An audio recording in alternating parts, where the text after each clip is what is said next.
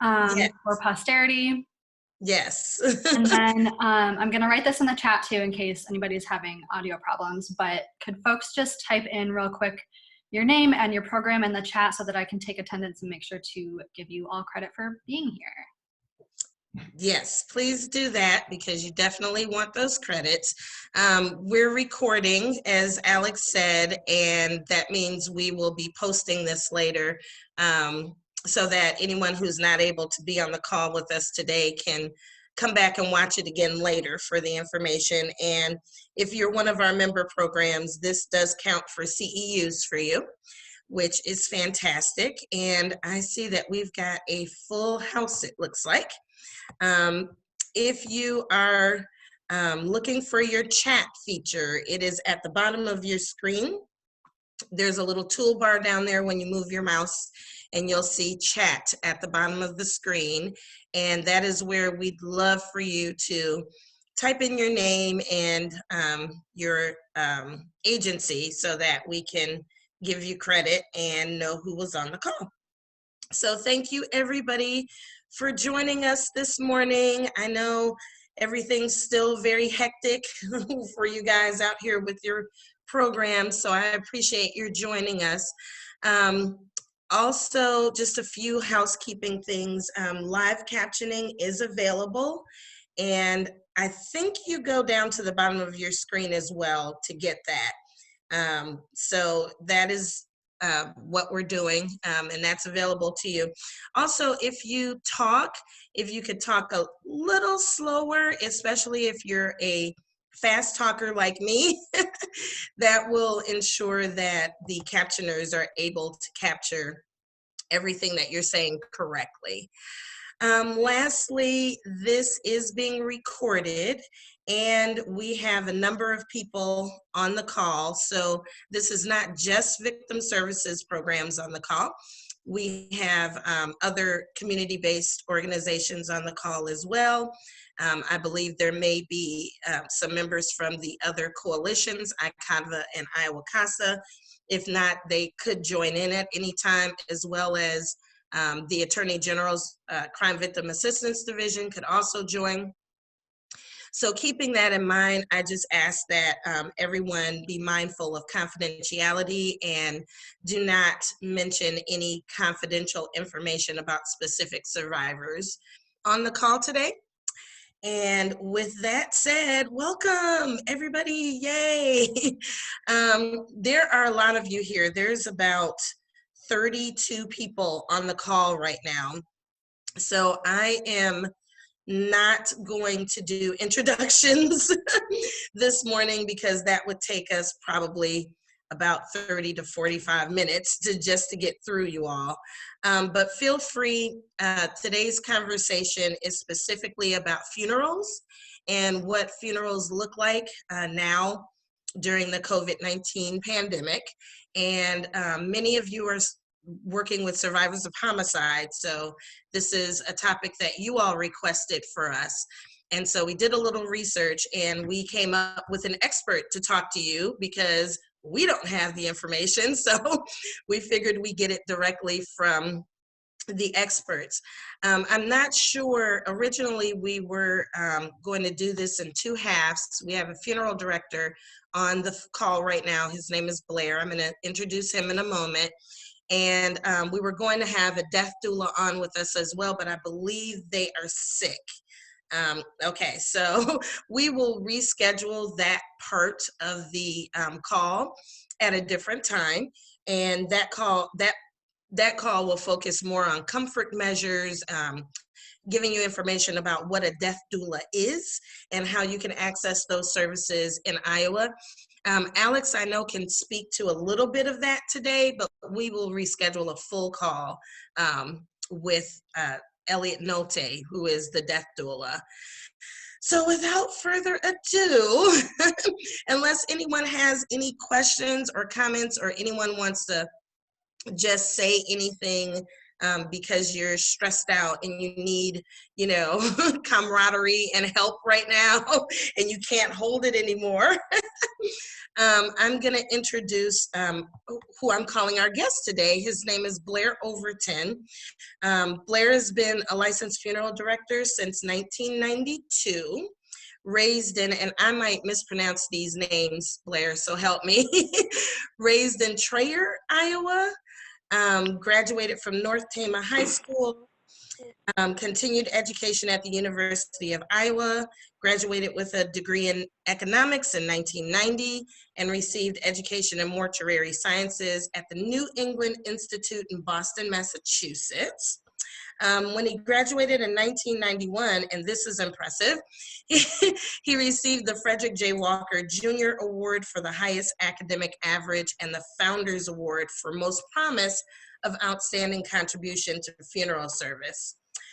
Blair has owned and operated funeral homes in Traer, Dysart, Vinton, and Waterloo, and now oversees the Greater Des Moines area firms, which include the Merle Hay Funeral Home, Chapel Hill Gardens, Sunset Memorial Gardens and Chapel, Brooks Funeral Care, the Tonini Funeral Home, and the Cremation Society of Iowa. So I did not tell him that I was going to do that big introduction, but welcome, Blair, to the call.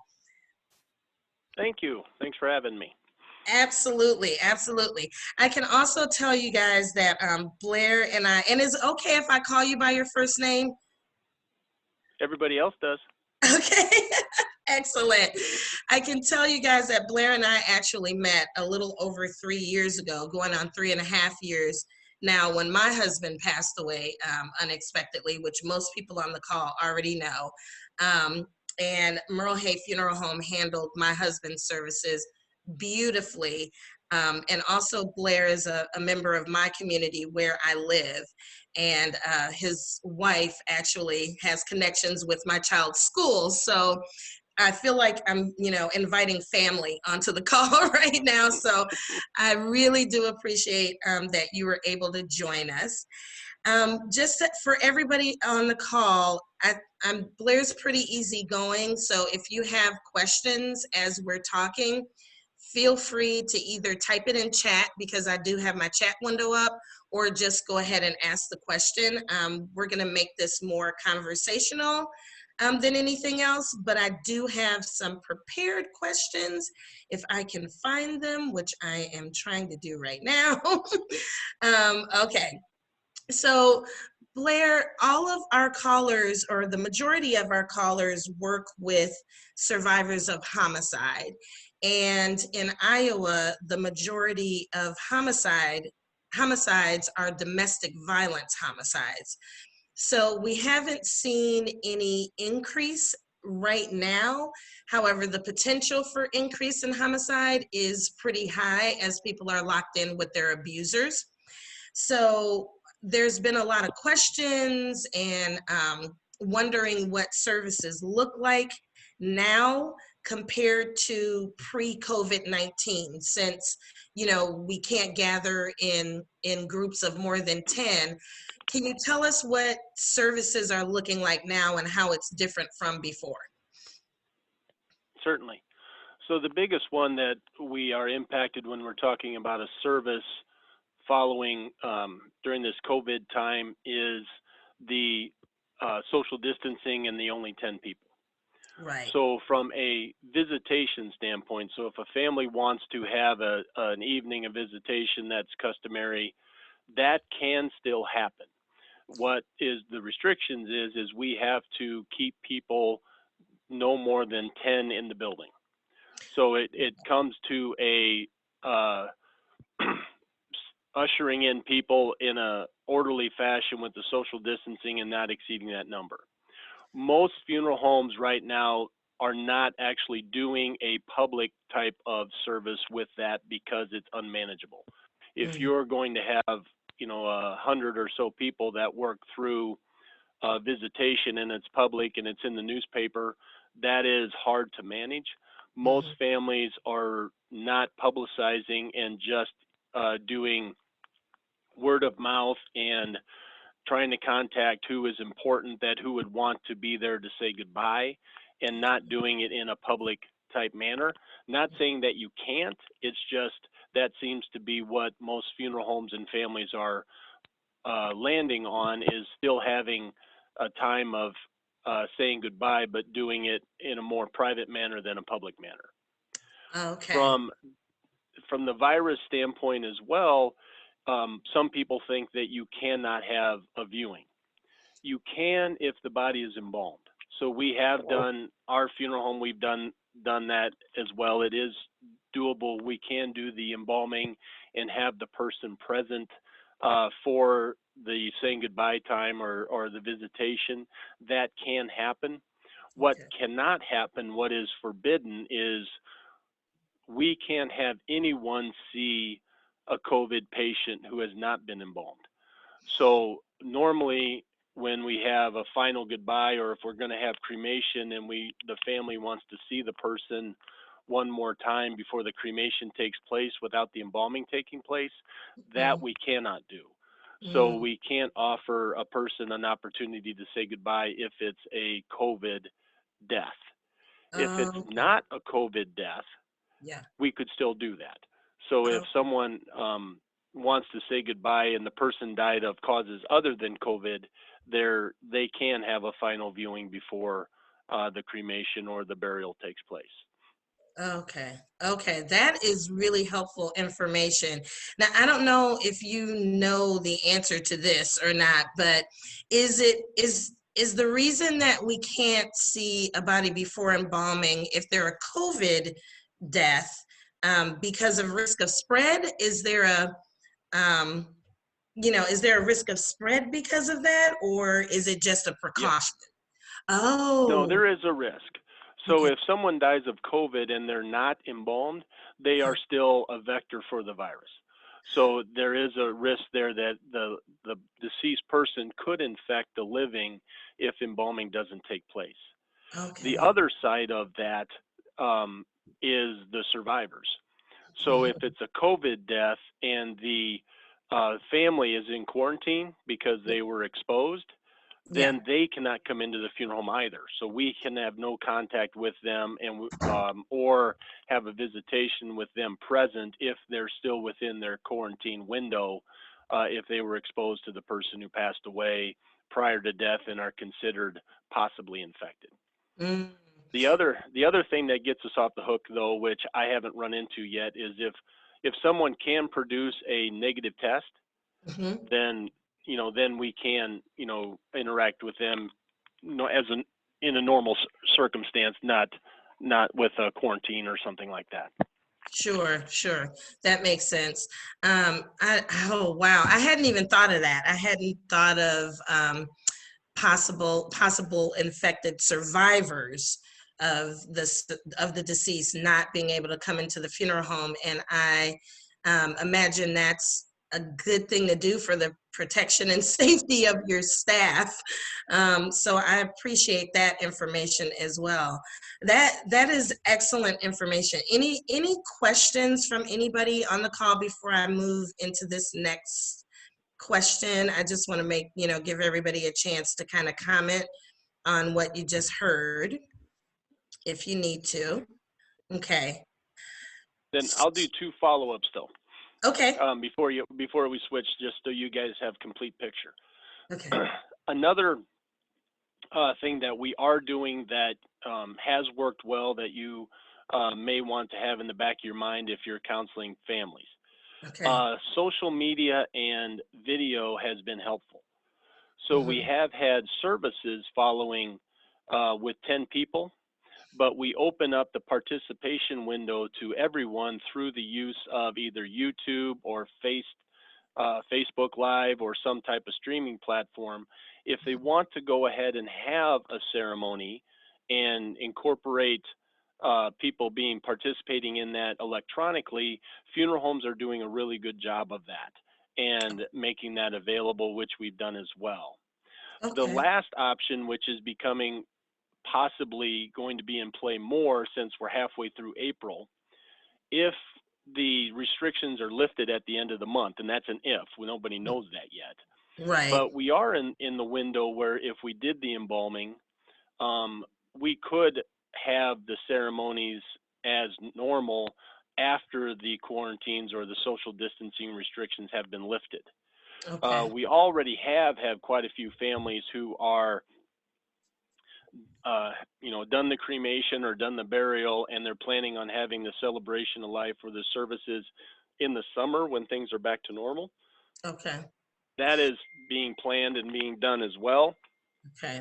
Of course, all of this is a state of flux, and we'll do the best we can when we come out the other side. But those are options too that are available to families if they have a loss during this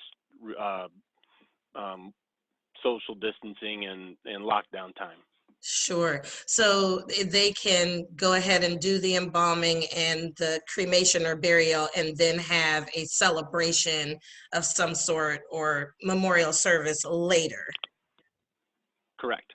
Okay, okay. I have a question in chat from Casey, and she says, is it true that funeral directors around the country and potentially in Iowa are experiencing low protective equipment, PPE, for embalming work?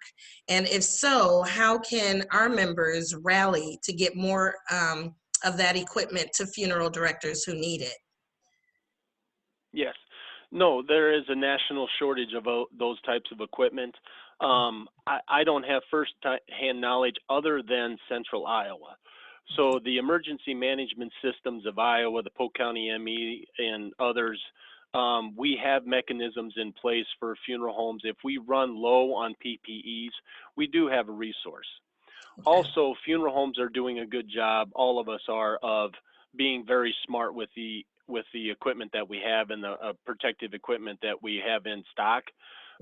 Rationing, using it wisely, holding on to it if we possibly can hold on to it. I would say in Iowa, direct those resources if you want to participate towards the doctors and nurses. Okay. Funeral homes right now, I think, with our industry and with our resources with each other, we're doing okay. There may be funeral homes out there that they're going to be mad at me because what I just said was completely inaccurate. But from a Central Iowa standpoint, we're okay and we have resources. Okay, that's good to know. And she says, thank you for sharing. That's good information. We're finding that we're also having, of course, a shortage of equipment for our advocates who are trying to work as much as possible remotely, but at times do still have to go in person to work with survivors. So definitely something that we're feeling as well. So I have to ask this question because it keeps coming up, and that is the question about the rumors that are going around because of that infamous Facebook video from an actor in Italy. And, this is not the United States, this was Italy. And during the height of their crisis, and his sister passed away, I think, from COVID, and he wasn't able to get anyone to come and retrieve her body for like 36 hours. And he filmed a Facebook Live, and I think it frightened everyone that watched that video. So I'm wondering if you could kind of talk to us about that and what the infrastructure in Iowa looks like, and give us some tips and information so that when we talk to survivors who are afraid of this happening, we can either ease their fears or terrify them more if you think that's a reality. No, in Iowa, and I would say in general in the United States, that I have not heard through anything through funeral home communications that there has been any cases where someone was left abandoned and no funeral home would help. Okay. Speaking from the systems in Central Iowa, most of the deaths that have occurred in Central Iowa, the people were in a hospital. So there are protocols in place and mechanisms and safeguards in place for hospital personnel and for the funeral industry once someone passes away from corona, that everyone has knowledge of that and everyone is acting accordingly. Excellent. If a death occurs unattended, so say a death occurs at home, Um, normally the first people to respond is the police and or the fire and rescue or ambulance.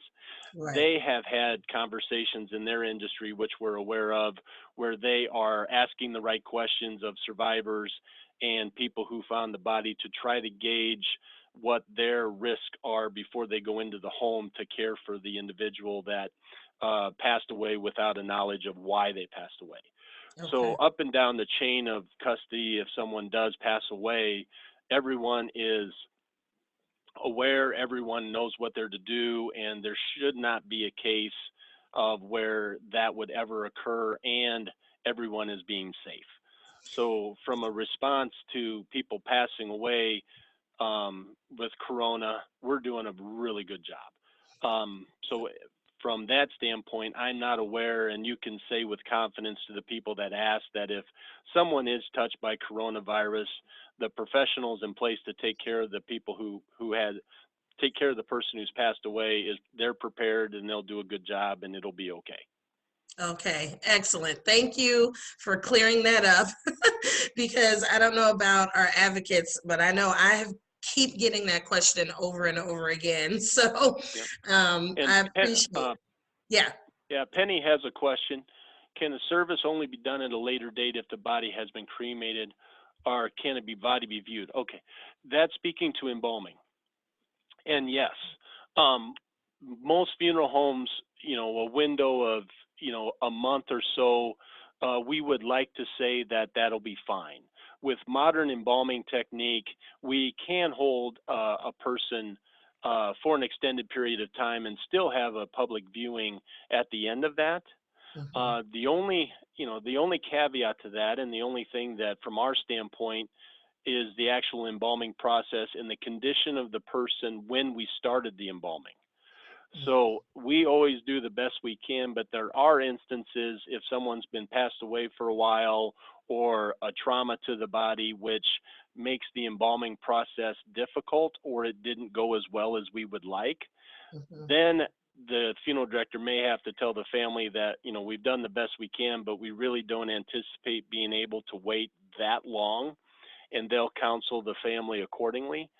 But majority of the time, holding a body, let's say that the restrictions are lifted either the end of April or the middle of May, we are in the window where I think, a lot of funeral homes would tell the family, yes, if you want to wait, we'll try to wait with you and have the viewing when we can.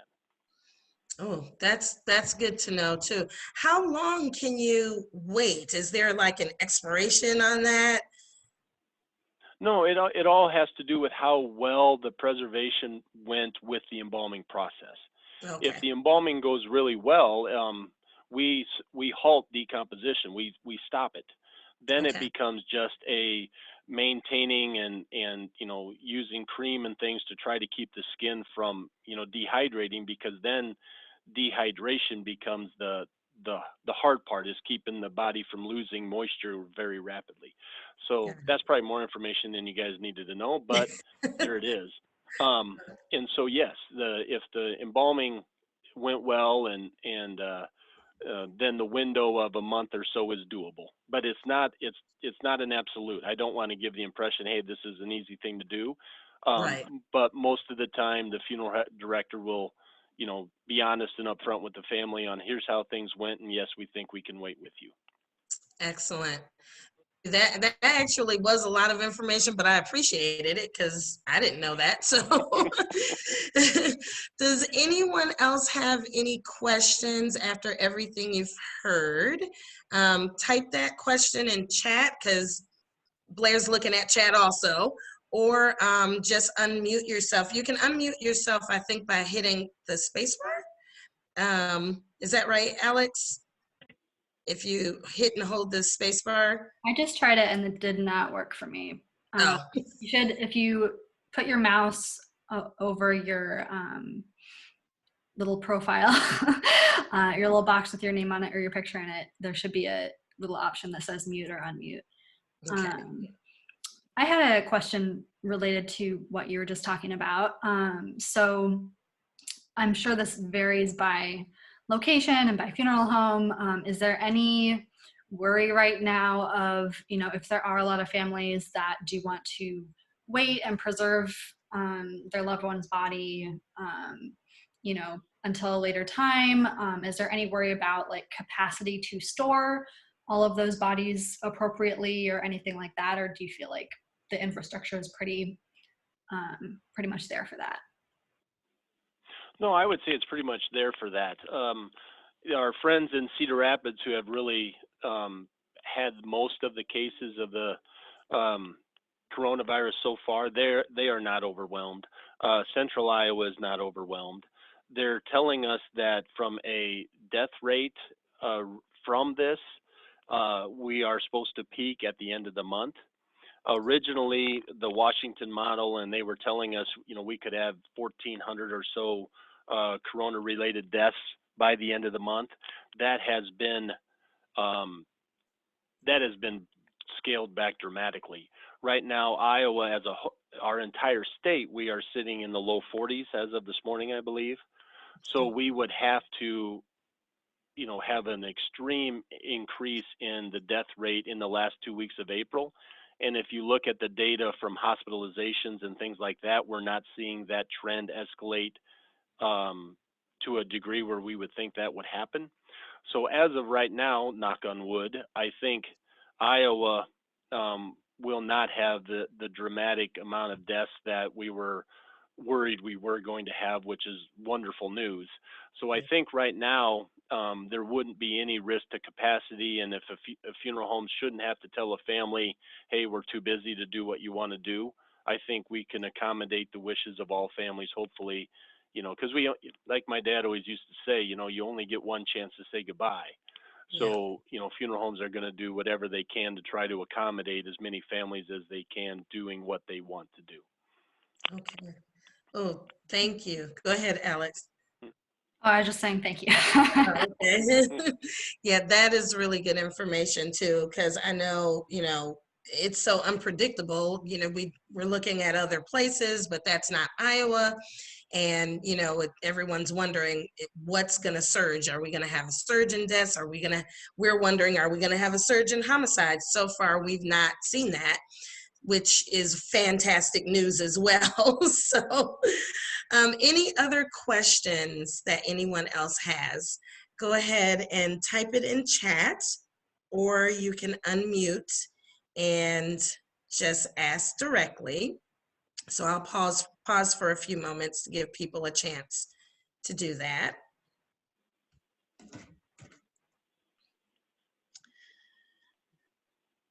That's Blair, because you've done such an amazing job answering all the questions.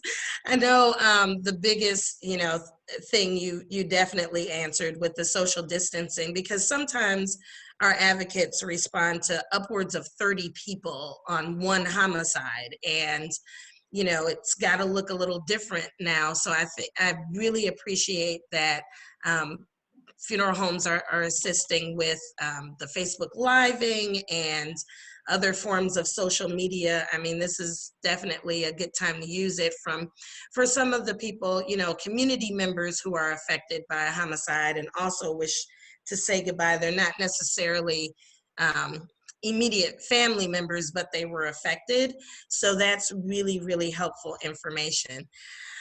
So is there anything else that you would like to let us know? Do you want to give us some contact information, or maybe send us something? Because a lot of our member agencies and ourselves, we keep resource libraries.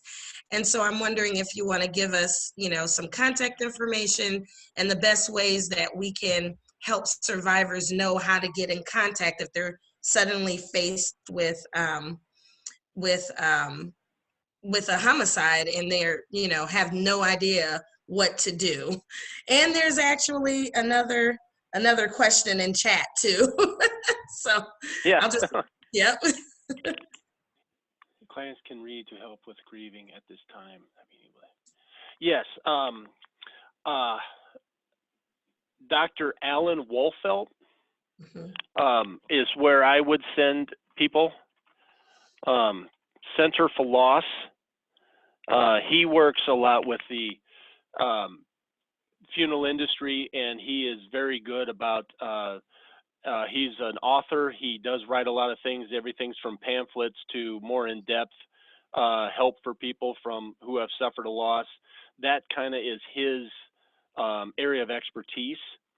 So Center for Loss, you can search for that, or Dr. Alan Wolfelt online. Now, he's a businessman, so there's some free stuff, but some of it is you got to pay for it. But he is an excellent resource if people are struggling with grief, and he touches a lot of areas such as unexpected, homicide, suicide, so he has resources for a variety of types of loss as well. That would be an easy one where I would send you to. Okay, excellent. And that was answering the question, is there any information clients can read to help with grieving at this time? There was another question right above that from Cindy that says, what questions do family members have when first contacting you after a corona death?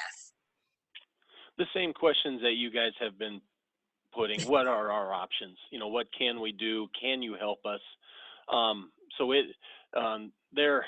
Most of them, families, a vast majority of people are reasonable, and they know that we're in extraordinary times, and they're going to try to work through it to the best of their ability.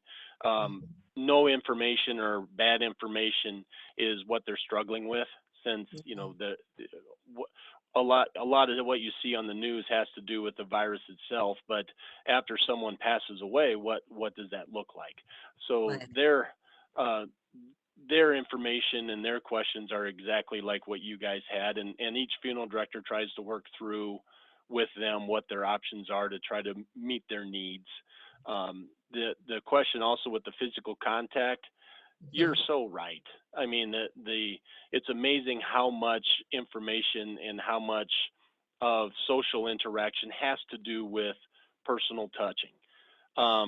The people who are in quarantine, people who are, used to having a pat on the back, a hug, those types of interactions, when they're not available, it's amazing how much comfort we get from personal contact. So yeah, that's a bad one. We are the bad cops in that situation, where we unfortunately have to remind people, watch what you touch, don't touch each other. We try to police that, and our responsibility as business owners in that is not only with the family and with the deceased, but also we are giving them a venue where we're saying it's okay to come in here. But at the same time, we have to then follow the rules as the government has put down, and that's our responsibility to make sure it's 10 at a time, and to make sure that we're doing the best we can to keep the people in our care at the time safe. So we do counsel, we do tell the family, we try to make a plan so that we don't end up with an out of control situation during the visitation. Hope that was helpful. Yeah, that was an excellent question, Sarah, because that is true. That is your first reflex, is to give someone a hug, or, at least hold their hand or give them a pat on the back. And I can't imagine how difficult it must be to not be able to have those things happen when you need them. I did have another question in the back of my mind. And it's about funeral home staff. Are you all wearing masks and gloves during memorial services or funeral services? And was that difficult? If so, was that difficult for staff? No, they're handling it well. So our staff that's doing the visitations, basically they got a mask, gloves, and a bottle of disinfectant. So what they're trying to do is, one, set a good example. Yeah. Two, to keep an eye on people and disinfect restroom door handles, main door handles, surfaces where people may come in contact with it. So that is kind of the role that they've played during the visitation, or when people are in our care, so to speak, to do the best we can to uh, have a safe environment. Yeah. But they take it seriously. They know their role. They're trying to do the best they can. Um, the families are appreciative. People are cooperative. It's actually, from what we're hearing inside a funeral service, that Iowans are handling it typical Iowa fashion, where everybody's trying to do the best they can. Excellent. Okay, that sounds good. That sounds great. Any other questions? You guys have really had some amazing questions today. I appreciate it. Any other questions that anyone else might have? Let me make sure I think I've got them all in chat. And you also did put your contact information in, your email address. So Blair's email address is in the chat, and we'll be saving that chat as well as the entire recording for anyone that needs to look at it later. Oh, there is a new message. I have to scroll down. Oh, that's you. Okay. And Yeah, I telephone just put number. my phone number. Okay. And phone number. Any other information you feel like it might be useful for us to have? This has been amazing. Yeah. Do families experience more trauma than usual in this crisis? Um, the only firsthand knowledge I've had is with the 3 corona cases that we've dealt with. So firsthand knowledge, um, I would say not to a degree where it's causing me to react to where I'm telling you, yeah, you need to be aware of this, and this is obviously something that has occurred. I don't want to overstate that. They're frustrated. The level of frustration, I think, is one of the biggest ones, where they want to do more and they're being restricted and they don't like that. But from a trauma standpoint, or where I believe they're going to require more care post-death, I don't think it's risen to that degree from my experience in the few that I've been involved in. We just try to uh, alleviate the frustrations by trying to do as much as we can to follow what their original plan was. In our instance, the positive and the negative have been the video. So they can only have 10 people, so they feel that no one showed up to the services, which is they're disappointed.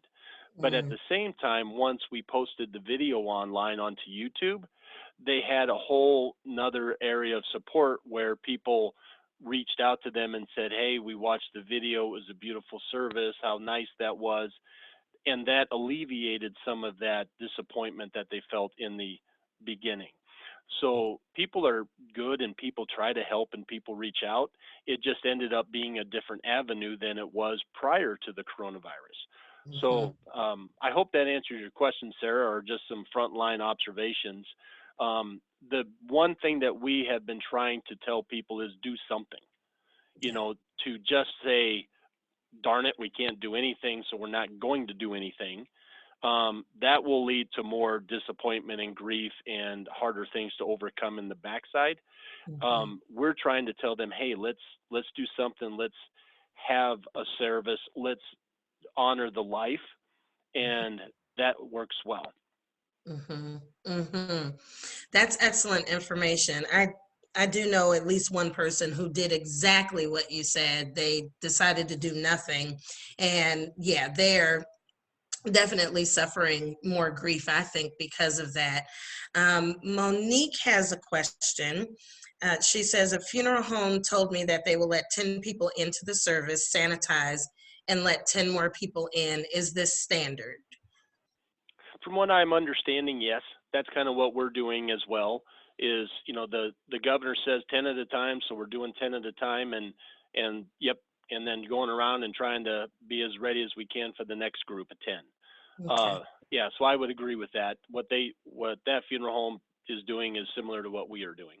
Okay, sounds good. I did have a quick question that, oh, well, Sarah, are there things you are learning that may make your services different in the future after the crisis subsides? Um, yeah, I think so. One, um, it reinforces what we do, which is the value of a service. Um, our funeral directors, you don't really value something till it's taken away from you. And I think that this is indicative of that, where our funeral homes and funeral service in general is going to be heartened in the fact that what we do is important. And when you can have a service, it really shines a bright light on why they're important to society, why they're important to the fabric of a community. Um, the recording of the services, um, we, it was always out there, but we always kind of thought it was something that we really didn't need to do. Mm-hmm. But by recording it and streaming it, I think we are a very old, stodgy industry. We don't change very quickly. So I think this kind of pulled us into the 21st century a little bit, into the way millennials live their life, in Mm-hmm. that social uh, online world and seeing things on a video. Um, at my age, I'm like, God, good grief. I mean, can we get off our phones for 2 minutes? But it's woven into the fabric of our society now. It's how we communicate. It's how we take in information. It's how we express one another. So the videoing and the being able to offer that into the future, I think, will just be something that funeral service will continue to do, and I think communities and families will continue to find value in it. Yeah, I agree 100% with that. And that actually leads right into a question I have. So are most funeral homes that you know of, are they offering video and streaming, or is that something the family needs to do, and you provide the space for it? So how does that look to your knowledge? It's just like you on your home. When your streaming services go down, you're very, very frustrated. Yeah. Um, so it's for a lot of locations, churches, funeral homes, and so forth. What are the capabilities of the building that you're working in? Hmm. What we've been doing, the two that we've done that has worked the best is streaming always comes with its own set of hardships regarding IT and broadband and network stability.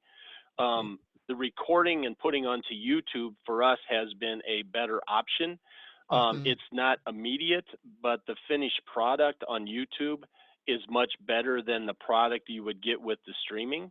Sure. So, we're open and honest with the family about that and seeing what they would prefer. But in this short sample time that we've had, um, I like recording and then uploading versus streaming just because you have less risk of interruption. Yeah, yeah, absolutely. I can 100% understand that. When we do webinars, it's the same thing. It's like, do we want to live stream that or or upload it? So is there a YouTube channel that funeral homes have, or are you uploading to people's like personal YouTube channels? Yep. So a couple things on the chat and that. No, YouTube has a variety of options. I mean, the funeral home can put the video on their site if they have a YouTube video Mhm. subscription site, what have you. You can put it up to YouTube without having an affiliation, or if a family member has a family YouTube site, you can put it on that. So it's kind of whatever is the best option when depending on what the family wants to do, or do they want it private or public? Some Okay. families may want to, hey, I don't want anybody and everybody to see grandma's funeral. I just want these people to see grandma's funeral. Right. Uh, Costs for the service, moving target. There is for me, I've had people come in and do it who know what they're doing rather than having the risk of me try to do it and mess it up. There's a Hmm. cost I had to pay for that. I absorbed it just because, we're trying to serve the family and, hey, we're just trying to work our way through this. In the future, you know, the United States is a capitalistic society. There's going to be companies and funeral homes and stuff that are going to use this, and it'll be an offering off of their the family will pay it if they want it. If they don't want it, they don't pay for it. Or a funeral home may incorporate it into their daily operations. That's a market thing to shake out, I guess. Mm-hmm. Are you seeing families impacted by the economic stress of the? No. In the few that we have had, we haven't run into a situation where it's outside of the normal. Hey, we were prepared for this. We got things lined up. We knew that the service was going to happen. But all of my cases so far have been the normal case where it was an older person and COVID made a bad situation worse. So they were not in good health. The virus just hastened their death because they didn't have the strength to fight off the new infection. So in my limited exposure, I have not had to face a family where not only have they lost someone, but it was unexpected and they were younger and they don't have the financial means to do anything. That I haven't had yet. Okay. Those are great questions. Great questions. Any other questions from the field out here? You guys are thinking of really, really good things. I'll pause for a moment to give you guys time to type. It just occurred to me I should probably move because there is a raise hand feature on here too. It's over underneath the participants list. I didn't mention that before, but that is also there. So I don't see anybody with a raised hand though. All right. Fantastic. This has been really, really helpful information. I really appreciate your coming on and sharing all of this with us. Is there anything else you think that's really important for us to know? No. Thanks for the work that you guys are doing too. It's the thing about crisis is most generally it brings out the best of people. And you guys included, and funeral service, we're doing our best to help people when this pandemic hits somebody on a personal level. Last feel good story that I found out about this morning. My old hometown, Traer, one of the pillars of the community died. Small town, and everybody knows everybody, and they're like, oh, okay, what are we going to do? Yeah. They did a caravan. So they took the hearse and the day of the funeral, instead of having a funeral, they did a caravan, and the family drove almost every street in town. Wow. And people just came out, of the house and waved, and, they knew it was going to happen. And it's just one of those, feel-good stories where a community comes together to honor somebody. They just had to find out a new way to do it. Yeah. And the funeral director up there, Nick, said, he's not an emotional guy. He said, but, this was actually more touching than a normal service, Yeah. the way that they did it. And the family took a lot of comfort from it. So it just goes to show you people are cool, and people do the right thing. And so that I'll leave you with that today. That's just something to warm your heart from turning, a tragedy into a heartwarming story. Yeah, that was a beautiful story to leave us with. Monique says that should have made the news, and it should have. That is a wonderful, wonderful story. What a great idea and a great creative way, to give a large number of people, like an entire community, a way to, celebrate the life of a loved one. I love that. I love that you ended it. You're better at this hosting thing than I am. So I should have just said, and Blair, and been done, I do appreciate it. This has been one of the best calls that we've had, in my opinion. Very helpful. I may be reaching out to you to ask you to join our board of directors after this. So one more thing for you to do.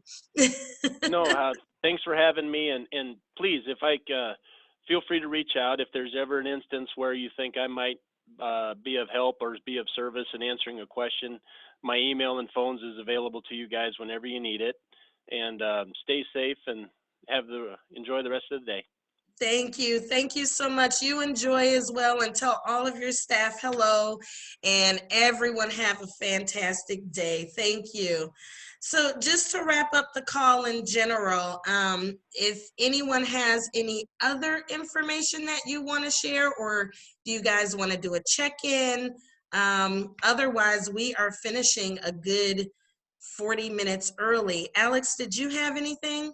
Yeah, I just had a couple of things that I want to touch on really briefly, and I'll send out these resources afterward. These are just a couple of resources that Elliot would have shared if they had been able to be with us today, but we'll reschedule that. But I just wanted to, because we were getting a couple questions about more of the, creative things that people could do, or ways that, advocates can, or suggestions that advocates can maybe offer to folks who are struggling with not being able to see people in person. And so just really briefly here, whoops, okay. So, and again, I'll send these out. There is an organization called the Order of the Good Death, which sounds, if you're not familiar with some of the newer things that are happening in the funeral industry and some alternatives that are emerging, that might sound a little bit weird, but their just purpose seems to be around making, experiences of death easier to navigate for folks, less overwhelming, more inclusive, all that stuff. And they have a blog with a lot of great resources. They have a specific one about tips during COVID-19. So how can we honor a life in the absence of a funeral? They have a lot of tips. I'll go over a couple of them really briefly. I think the example that Blair gave was great just now of the caravan. I think that's a great creative example.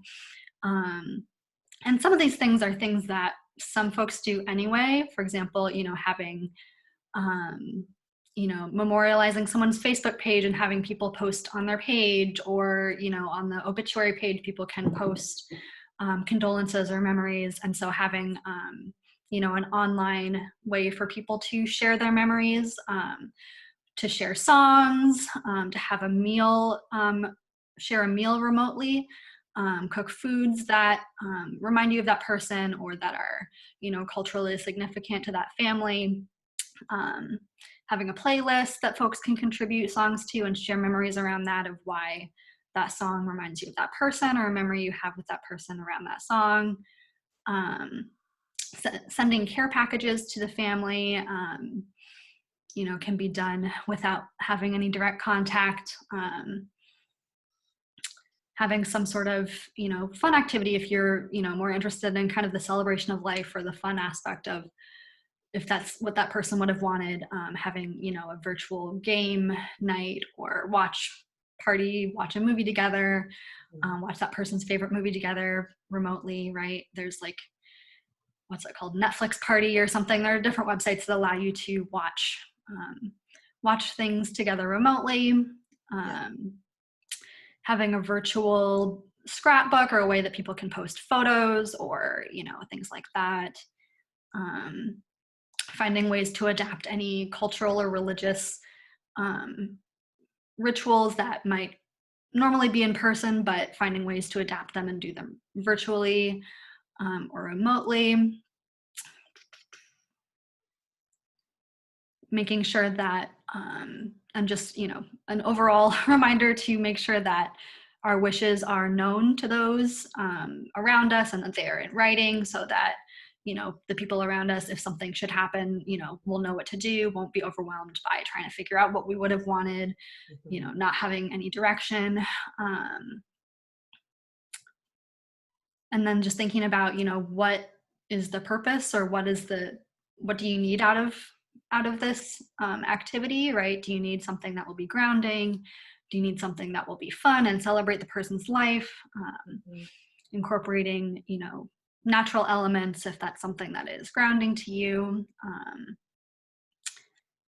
And so those are just some quick tips. And again, I'll send this out afterward. And then they also have a toolkit that they put together, and I think that's notable just because it has a lot of resources in languages other than English. So I will send those 2 pages from that organization out. And that's, I think, all that I had for right now. But those are just some quick ideas. And then when we're able to reschedule it with Elliot, then we'll be able to go into more detail about that. Excellent. That is excellent information. Could the one website that you just mentioned, could you type that in chat Yeah, so let me people copy can, it. yeah, that would be awesome. Monique says, very good presentation. What's up for next week? Perfect timing. Perfect timing. So this Friday, right? That's this Friday. We are doing another coalition conversation, we're calling these. And this one on Friday will be about working with incarcerated survivors. Not a whole lot you can do, but we have got a few people joining us on the call. The ACLU will be joining us on Friday, same time scheduled, and they're going to be giving us information on a couple of letters that they have sent to the governor that multiple organizations have signed off on to ask for the release of non-serious and violent offenders during COVID-19. So they're going to join us to talk about why they crafted that letter, why it's important, what they're seeing as far as treatment of offenders, which, you know, we know a vast majority of offenders are also survivors. So they'll be joining us to talk about that, as well as they have a second letter now to ask for the release of offenders in, or I don't even know if you can call them offenders, in immigration detention facilities. Also in those letters, they're asking for the police to relax arrests, that, you know, small arrests that they would normally do, don't do that, you know, and they'll have more information for us. So that's our next call, will be this Friday at 10 a.m. with the ACLU. And possibly, I don't know if I can get them yet, but I'm trying to reach out to a counselor, is what they call them, that works inside of Mitchellville, which is the prison for women, the ICIW. I can't remember what that stands for. So I'm trying to see if she can join us on the call as well. Has there been a link sent out for Friday's meeting? I was Not just yet. going to say that. I'm going to send one out right after we get done here. I just didn't want to send out too many invitations at once and then everyone is confused. Right, yeah. In fact, I told her, wait until after this call. So, so as soon as this call is over, we'll send that link out for Friday's meeting. And then we will be regrouping the rest of this week and taking all of your comments and all of your questions and crafting additional coalition conversations moving forward. We've got a brainstormed list already, so this seems to be working pretty well, so we'll keep you posted. If you know of anyone else that you think should be invited to our listserv, please send their information to either Alex, myself, or Olivia, and we'll put them in. Normally, this listserv is for member programs, but in this instance, we're opening up this listserv to anyone that could use any of the information. So that is that. Any other comments or questions or anything you guys want to talk about, including how you're feeling? Let me know and we can do that because we've got extra time. I'm looking at Marie on my screen. Marie, you look like you're in the office. What? Oh my goodness, I was in the office yesterday. I'm back at home today though. I have to do my hair later. I know y'all all were curious about that. Okay, well, if there's nothing else, unless someone's frantically typing going, no, I haven't finished typing yet. I am going to call our meeting for today. Again, a big, huge thank you to Blair for joining us. Amazing information and leaving us with that feel-good story. We will reschedule with Elliot Notte, who is the death doula, who is the person who gave Alex all of the information she just gave you at the end. And so they will be joining us at another date. We'll make sure we send you the link when we reschedule that call. And they have a lot of excellent information on what death doulaing is that I know that you all would be interested in hearing. So that is that. All right, everyone, stay safe, social distance, stay home, and do the best you can. Be easy on yourself and have a wonderful day. We'll talk to you soon. Thanks. Bye. Take care. Thanks. Alex, do you want to